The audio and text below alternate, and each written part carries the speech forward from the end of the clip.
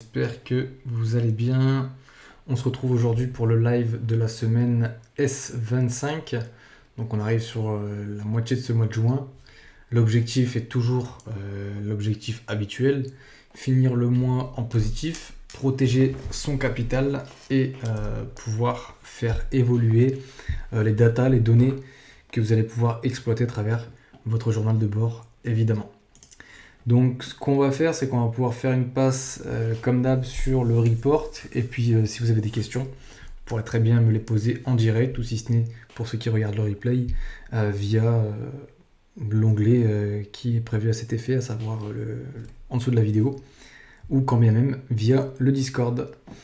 Alors on fait un petit résumé sur cette semaine qui a été très positive, on va dire qu'un démarrage qui était tonitruant. Alors on a pu voir que la trend weekly sur le DXY et le sentiment du marché était vendeur.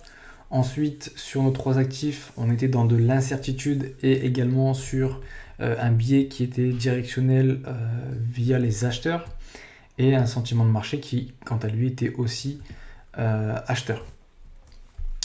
Ensuite, sur la partie fondamentale, on avait une semaine qui était chargée et qui est encore chargée puisqu'on va la terminer d'ici demain et après-demain.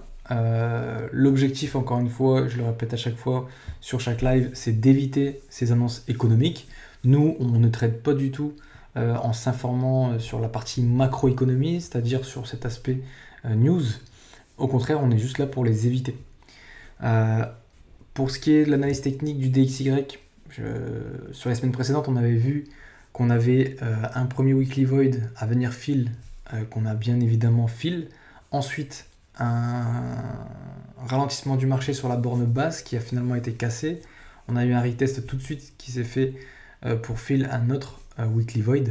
Et donc le momentum, le biais directionnel auquel on s'attendait, c'était de partir à la baisse. Donc si on part à la baisse sur le DXY, l'idée c'est de se dire que derrière sur EURUSD et GBP-USD, on va avoir une tendance qui serait plus haussière, plus bullish, puisqu'on est opposé. Ensuite, l'analyse technique, on voit que sur le daily et le H4, on est bearish, alors qu'en H1, on voit que le marché a tendance à être au ralenti. Et on va exploiter ces données par rapport à l'analyse qui a été faite dimanche dernier sur nos trois actifs. Alors, sur EURUSD, on était dans une zone d'intérêt majeur où on avait cassé un ancien plus haut. On voulait voir si on allait réellement réagir dans cette zone de prix et pouvoir aller récupérer l'imbalance qui avait été identifié, donc vous le voyez ici sur le graphique, pour partir donc sur un sentiment baissier. En l'occurrence, je reviens sur les graphiques. Ce qui s'est passé, c'est que le marché est bien revenu vers ce déséquilibre du prix, malgré le fait qu'il a effectué un saut dans le marché. Donc le saut, c'est que ici on est sur une bougie vendeuse, et vous voyez que la réouverture de la bougie suivante, elle s'est faite ici, à mon curseur, par le bas, pour ensuite être haussier, et derrière effectuer une englobante baissière. Et ce qui était intéressant de voir, c'est que on avait la formation ici du daily void, voilà, qu'on a actuellement retest. Et comme par rapport à la stratégie, il y a un module sur le playbook que je vous ai partagé, un nouveau contenu qui vous réexplique dans le détail la stratégie. Là, l'idée serait pourquoi pas de venir retrouver des scénarios, des setups vendeurs. Donc, à ce moment-là, on revient sur le report pour voir ce qui avait été décomposé en H4 avec toujours un peu plus de précision. C'est qu'on voyait que le marché avait bien effectué une réaction sur ce niveau de prix en ayant cassé son ancien plus haut daily, et qu'on avait donc ce déséquilibre à venir rechercher et une zone de demande à venir mitiger. On sait qu'on a toujours 75% de chances de revenir rechercher un plus bas dans une structure. Et là, en l'occurrence, on a eu un rejet de mèche qui a été effectué ici. Et l'idée, c'est de pouvoir se dire qu'on peut, et on parle bien de probabilité, revenir dans notre zone de prix ici, venir rechercher également notre moyenne mobile. Donc en H4, par rapport à ce qui s'est passé, hop, je reviens ici, vous voyez très bien que on avait le rejet qui s'est effectué ici l'étoile du soir, donc généralement je représente ça par l'acronyme ES, que je vais mettre en 16, voilà, qui est ici, et qui a bien donné derrière un momentum baissier. La logique qui pourrait être amenée maintenant, c'est de se dire qu'on a une zone ici où on forme également une bougie, bon je ne pourrais pas appeler ça une étoile du soir, mais un peu un doji, une pierre tombale inversée, où le prix pourrait venir rechercher cette zone pour ensuite revenir à la baisse et remplir le déséquilibre qui est présent ici. Pourquoi? Parce qu'on a également aussi du déséquilibre que je peux vous réidentifier à ce niveau-là. Encore une fois, il est juste question de patience. Ça sert à rien de se précipiter sur des choses qui n'existent pas. Nous, on attend toujours de venir rechercher des zones particulières. Alors maintenant qu'on a eu ce momentum baissier, qu'on a formé cette fois-ci un plus bas qui est plus bas que l'ancien plus bas qui était ici, on peut se dire qu'on peut former des structures baissières. Attention, encore une fois, notre structure, elle démarre ici et ici, et tant qu'elle n'a pas été cassée par le haut ou par le bas, on considère qu'on est toujours dans la structure interne. Donc on doit patienter. Je reviens sur maintenant le H1. Le H1 nous a permis d'identifier dans un premier temps une zone d'intérêt majeure sur laquelle on était en confluence avec le daily. On avait de la liquidité qui a été swipe pour venir mitiger cette zone et on était dans une zone institutionnelle ici à 0,00. Donc comme je le disais, ce qu'on attendait ici en fait, c'était de voir si on allait réagir là-dedans pour prendre un setup vendeur. Le H1 ici en réel, vous voyez qu'on est venu rechercher cette zone. On a formé l'étoile du soir que vous avez vu en H4 et donc on a bien eu ce momentum baissier. L'objectif premier, c'est de venir rechercher ici le break aux structures qui a été fait là au final, qui sans faire exprès, est en parfaite confluence avec le Daily Void, mais c'était de venir rechercher ça. Ensuite, le PY H4 que j'ai tracé tout à l'heure, je peux très bien le perfectionner en le mettant, alors s'il veut bien, ici et ici. Voilà, ça c'est le nouvel objectif pour la fin de semaine, voire pourquoi pas pour la fin de semaine prochaine. Enfin, du moins pour la semaine prochaine. Donc maintenant, le marché quand il était ici, quand on est dans la confluence de nos 3 unités de temps HTF, donc grande unité de temps, higher time frame, et c'est là qu'on peut basculer dans la phase d'exécution. Cette phase d'exécution, elle avait été donnée ici. C'est qu'on avait ici non seulement la mitigation dans un premier temps durant la session asiatique de notre PY, qui est représenté par la ligne en rouge, et ici le choc, le changement de tendance.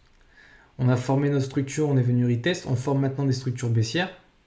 Ici, on a créé de la liquidité et on avait la session asiatique ici à venir fill. Pourquoi? Pour confirmer en fait ce changement de tendance. Donc on a été patient. Certains seraient partis sur de la vente ici, mais nous on a des critères d'entrée spécifiques. Là, on a attendu que le prix revienne dans cette zone. Comme on a attendu et qu'on sait pourquoi on agit, pourquoi on exécute, et tout simplement, on s'est retrouvé avec ce setup qui respecte parfaitement notre plan. Donc l'idée dans un premier temps, c'est d'avoir la stratégie d'entrée, c'est-à-dire le PY. Ici, c'est un PY en M15, donc qui est en confluence avec le H1. L'importance d'avoir les deux graphiques côte à côte, c'est de pouvoir voir ces zones de confluence. Donc quand vous regardez ici, vous voyez très bien que mon curseur qui est à droite et qui représente le curseur à gauche, il y a bien cette confluence. Et derrière, on a mis un SL à 20. Pourquoi? Parce que je voulais couvrir suffisamment ma session asiatique et ici, cette englobante baissière. Et encore une fois, ça a respecté parfaitement le prix. On a eu de la réussite parce que le prix ici ne nous a pas sorti à très peu de choses près. Et si on avait été sorti pour avoir le TP derrière, chose qui est très frustrant, pour certains c'est difficile à avaler et ça peut vite vous amener à des biais psychologiques très néfastes.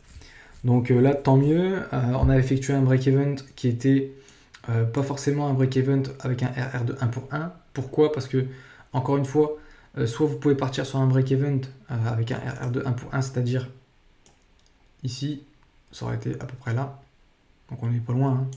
Ou alors en dessous de la structure ici, pour la cassure en fait, la confirmation du changement de tendance.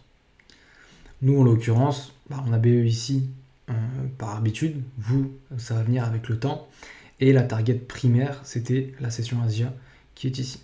Donc ça correspondait à un RR de 3 pour 6, chose qui est très bien. Nous, comme on dit par rapport à la stratégie, quand c'est un RR de 3 c'est bien, quand on est un peu en dessous ou même un peu plus au-dessus, encore une fois c'est une question de gestion, mais tant qu'on respecte le plan, et la strat sur le long terme, c'est bénéfique. On aurait pu targeter encore plus bas ce point ici, parce que si on reprend notre vision large du marché, l'idée c'était de partir ici. Donc la structure avec le choc, on a cette structure-là, et ensuite la dernière qui n'est pas venue, alors si je veux bien, c'est ici, pour casser en fait ce point bas. Encore une fois, on n'a pas besoin d'être gourmand, nous ce qu'on veut c'est shipper un petit mouvement, pas un mouvement complet, et derrière, on a atteint la target. Donc on a préservé notre capital, on a sécurisé notre position, on a atteint la target finale, et on a très bien commencé la semaine. La projection maintenant pour cette semaine, vous voyez très bien, j'ai encore le graphique qui est à gauche. Le PY qui est ici, si je mets mon curseur, ça correspond à cette impulsion baissière. Et donc j'aurais juste à le rajouter, il est ici. Voilà. Donc là, objectivement, ce à quoi on peut s'attendre, c'est venir rechercher le prix ici. Voilà, comme ça. Et je vais augmenter la zone. Voilà. En HTF, je vais me mettre en daily. Ça correspond à la zone de daily void qu'on est en train de venir rechercher. Donc là, actuellement, on est en fill to sell. C'est-à-dire qu'on vient remplir le daily void et ensuite on cherche un setup vendeur. Après, ça peut être, vous le verrez avec le playbook, mais là, ça serait le scénario prochain. Donc on est là à 18h30 bientôt. Pas besoin de trader, on est hors plan. On attend la session asiatique de demain. Et on verra sur la journée de jeudi ou vendredi si vraiment il y a un petit setup à prendre. Encore une fois, les objectifs weekly pour nous, c'est de finir en positif. Donc pour l'instant, on est très bien. Si vous voulez prendre des petits setups entre deux, prenez un risque faible et vous pouvez shipper pourquoi pas quelques pourcentages en plus pour cette semaine. Pas besoin de vouloir être trop gourmand. Donc voilà la projection pour cette fin de semaine. La session asiatique en attente, à savoir est-ce qu'elle va être ici ou un peu plus haut, et est-ce qu'on va pourquoi pas venir la rechercher comme ça pour effectuer en fait le scénario du choc dans notre zone de PY. Donc si vous avez des questions, n'hésitez pas à les poser. Si jamais, comme je vous l'ai dit, sous le lien de la vidéo, sous la vidéo, vous pourrez poser aussi votre question, ou alors à travers le Discord, capture d'écran, n'hésitez pas à faire ce que vous voulez. L'idée c'est qu'on puisse répondre à toutes vos interrogations. Alors je vais revenir maintenant sur le report, mais surtout sur l'analyse de notre second actif, donc EuroGBP. EuroGBP, marché qui était très haussier, une bougie doji qui a amené un ralentissement, également un très gros rejet de mèche, et on verra dans une zone d'intérêt particulière. Le gap du marché qui a été présent aussi, et de l'imbalance, du déséquilibre à venir rechercher. Là, en l'occurrence, le marché a continué de pousser à la hausse, mais on voulait tout de même, dans ce rejet, partir sur un setup qui était vendeur. Pourquoi? Parce que on voyait très bien qu'il y avait la présence des vendeurs qui était en train de se faire et qui revenait sur ce niveau de prix. Je reviens sur le H4. Donc ce ralentissement, vous le voyez, c'est que ici, marché sur étendu, un ralentissement dans la première zone de PY, remarché sur étendu, ici réaction dans la zone d'intérêt, et derrière rejet de mèche. Donc on voulait voir pourquoi pas un setup vendeur. Je vais tout de suite sur le H1 pour que vous puissiez voir. Ça nous amenait à identifier ici une zone de PY qui était mitigée, qui formait ici le gros rejet vendeur, et la cassure par le bas ici de cette structure, donc venir rechercher cette zone d'intérêt pour repartir à la baisse. Donc on voyait qu'on l'avait un peu mitigé ici, là on est en plein dedans, et je voulais voir ce qui allait se passer. Quand je vais sur le H4, voilà, je vais essayer de mettre la vision la plus propre, comme ça. Vous voyez qu'on était ici et on a formé ici l'étoile du soir. Donc encore une fois, je peux vous mettre ça pour que vous l'identifiez correctement. ES, elle est ici. Voilà. Et donc cette étoile du soir nous amenait à venir effectuer un retest et pourquoi pas partir à la baisse pour fill l'imbalance, le déséquilibre qui est présent ici dans l'order flow et mitiger la zone de demande. Donc vous l'aurez compris, ici c'est perfectionné en H1 et l'idée c'était de venir rechercher tout ça. Il y avait la liquidité ici à la réouverture du marché. On pouvait très bien prendre ce scénario-là pour partir sur une vente. Ce qui s'est passé, c'est que je reviens sur le report sur le M15, c'est qu'on était déjà entré dans le setup. Parce que je vous ai envoyé lundi, j'avais des impératifs, mais je vous l'ai envoyé lundi. l'idée c'était de venir swipe sur le top de la session Asia la liquidité, mitiger cette zone et partir sur la session Asia. Donc c'est un setup qui était très bien par rapport à la strat. L'idée c'était de voir si vraiment on allait aller rechercher cette zone pour un RR qui était assez conséquent. Donc on n'avait pas besoin de se précipiter, c'était juste une question d'exécution. Si le prix décide autrement, il décide autrement. Nous, on a eu la possibilité de voir un break-even, c'est-à-dire que là, je suis sur le M15, vous voyez très bien que le marché a swipe, il a mitigé, il a eu sa phase où il a ralenti durant le marché. Je vais vous mettre aussi les volumes, enfin du moins le volume profile pour que vous puissiez voir un peu. C'est que quand on était, bon là il est un peu faussé parce qu'on voit plus de durée, ce que je vais faire c'est que je vais le tracer plus à la main. Je vais reprendre au moment où on était ici, dans cette zone jusque disons la semaine d'avant. On voyait en fait qu'il y avait ici le point de contrôle qui était dans cette zone médiane. Donc le marché était en train de ralentir et on pouvait se dire que c'était ce qui nous indiquait que le retournement allait se faire. Pour aller rechercher ici les niveaux de prix qui sont assez faibles en termes de volume. Je vais peut-être le décaler encore un peu jusqu'ici. Voilà, on voyait qu'il y avait des niveaux faibles de volume ici, également par le haut, mais on était bien borné en fait dans cette zone. Donc une réaction ici était attendue. C'est ce qui s'est passé. Malheureusement pas suffisamment. Après on a sécurisé notre position ici sur la session de New York. Donc même si le prix est reparti à la hausse, c'est un SL ou break-even. Donc vous prenez votre SL, vous le mettez ici un petit peu en dessous du niveau de prix d'entrée pour pas se faire sortir en négatif avec le spread, on ne sait jamais.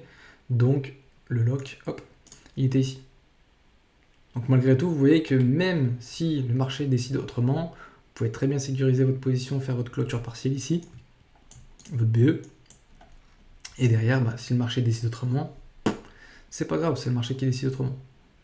À l'heure actuelle, la projection à faire, c'est que là, on est encore en train de ralentir dans le marché. Si on prend notre graphique ici, vous voyez qu'on a cassé notre ancien plus haut, donc ça ressemble un peu à EURUSD. Je vais reprendre ça, le mettre ici, et ça, c'est au final notre BOS, parce qu'on casse par le haut. Et le marché ralentit encore. Je pourrais très bien identifier une zone d'intérêt, parce que c'est souvent le cas ici. Je vais peut-être aller sur du H4. Hop, hop. Et là, pas de zone en particulier. Ça serait peut-être du M15, mais pour l'instant, pas de zone en particulier. Cette phase de range qu'on voit pour le moment, c'est de l'incertitude. Je la mets en order block. Voilà. On va attendre de voir comment le marché se comporte. L'idée, c'est de venir casser ici par le bas pour réellement confirmer un potentiel changement de tendance, comme on avait eu, si je vous dis pas de bêtises. Je vais revenir sur un moment du marché, vous allez me dire c'est vrai. Comme on avait eu ici. Sur la semaine, je ne sais plus exactement, mais c'était la première semaine de juin, où là, vous aviez cette phase de range, voilà, et qui nous a amené à un setup ici. Alors imaginez, hein, on avait ça, on a attendu l'équivalent de 3 jours pour enfin se faire mitiger. Et donc là, pour l'instant, sur EURGBP, c'est le même principe. On va attendre jusqu'à ce qu'on ait confirmation de notre setup. Et après, derrière, on pourra partir sur, pourquoi pas, une vente, voire pourquoi pas un achat. Donc vous le remarquerez, je suis plus souvent sur des ventes, je suis habitué à ça. Les achats, c'est le même principe, hein, mais j'ai plus cette facilité à me positionner sur de la vente que sur de l'achat, même si c'est le même principe. C'est juste une habitude que je me suis habitué à avoir en fait au fur et à mesure du temps. Donc voilà pour la projection EURGBP. Si vous avez des questions, comme d'habitude, sous la vidéo, dans le Discord, capture d'écran, et je pourrais vous y répondre. Et on va faire la bascule maintenant sur GBP USD. Donc daily, voilà, on va revenir sur ce qui s'est passé et ça va être hyper intéressant. Donc sur le daily, on a pas mal d'écritures, pas mal de choses. On avait avec le report ici la mitigation dans un premier temps avec un gros rejet vendeur, une petite englobante baissière. Le marché est venu retest, il a formé une étoile du soir par le haut ici, encore un rejet vendeur. On est venu rechercher, c'est la fatigue de fin de journée, on est venu rechercher encore la zone ici par le haut, et on a encore une bougie vendeuse. Avec le gap du marché, ce qu'on voulait, c'est avoir plus de précision ici en H4 pour savoir si on allait clairement avoir une réaction pour enfin aller rechercher cette zone de demande, voire pourquoi pas casser le dernier point bas qui était présent. Pourquoi? Parce qu'il y a un essoufflement dans le marché. Le marché ne peut pas continuellement aller à la hausse. Il y a bien un moment où il doit baisser. Et là, ce qui s'est passé, c'est qu'on avait une première zone qui était mitigée, le saut du marché, la présence de liquidité, également ici la liquidité par l'imbalance à venir fill et la demande à venir mitigée. Donc, ce qui s'est passé avec le H4, on va avoir plus de précision, c'est que on avait ici donc le prix qui est venu encore une fois ralentir. On avait identifié une zone de PY qu'on verra en H1. On a formé derrière une englobante baissière, momentum baissier jusqu'à aller chercher la demande et encore même plus bas jusqu'à ce point to break qu'on avait sur les semaines précédentes qui peut être ici considéré comme de la liquidité, à savoir un double bottom. Voilà, comme ça. Donc, pour revenir sur le H1, on va vraiment décomposer pour vraiment voir pourquoi on a pris le setup. C'est qu'en H1, on avait ici la présence de notre choc, donc l'indication que on est potentiellement dans une zone d'inversion, que le marché va se retourner. On avait une zone ici tracée par une ligne rouge qui était un PY, un point d'intérêt, sur laquelle on pouvait aussi réagir. Et la liquidité par le bas, donc ce qu'on voulait, c'était qui dit choc, dit PY identifié ici, venir le rechercher pour ensuite targeter ici plus bas. Et la logique, quand je regarde sur le 1 heure, c'était par rapport à ça là ici, c'est qu'on avait également dans nos structures ici la présence d'un choc, qui n'est pas tracé, mais la présence d'un choc. Donc forcément, ce qu'on voulait venir rechercher, c'était cette demande. Et là, le marché, vous voyez, donc il a cassé ici cette zone de prix. Il est venu récupérer le déséquilibre qui était ici et on a mitigé la zone. Derrière, on est bien parti jusque cette zone d'intérêt qui était anciennement une zone de PY.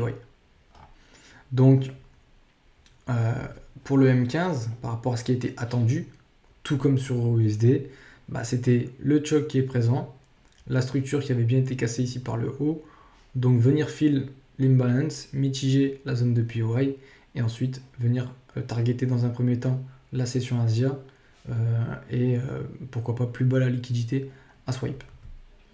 Et là, sur le M15, je reviens dessus, la target c'était bien la session Asia, vous le voyez.